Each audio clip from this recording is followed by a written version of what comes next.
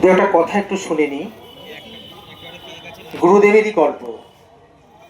সৈয়দ মুজতবা আলী রবীন্দ্রনাথ ঠাকুরের অন্যতম প্রিয় ছাত্র লিখেছেন, তিনি সকালে 4টের সময় 2 ঘন্টা উপাসনা করতেন, তারপর 6টার সময় 7টা 8টা 9টা, তারপর 10 মিনিটের ফাঁকে জল খাবার, আবার কাজ 10টা 11টা 12টা, তারপর খেয়ে দিয়ে আধ ঘন্টা বিশ্রাম, আবার কাজ, লেখাপড়া 1টা 2টো 3টে 4টে 5টা, কাজ কাজ আর কাজ।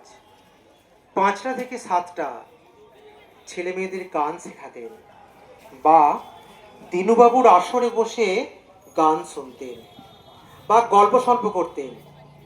তারপর খাওয়া দাওয়া সেরে আবার লেখাপড়া, মাঝে মাঝে গুনগুন করে গান।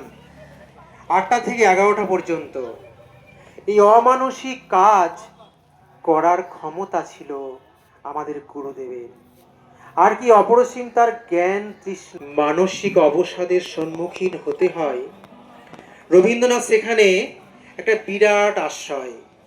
তিনি চিরন্তন, জীবনের প্রতিটি মুহূর্তকে আজকের দিনে সে আনন্দ গানেই আমাদের সকলের ভালো লাগা আর থাকুক গুরুদেবের প্রতি শ্রদ্ধা ও প্রণাম।